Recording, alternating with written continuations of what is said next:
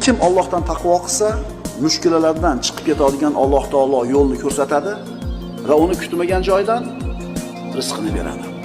Endi mana taqvo qilish.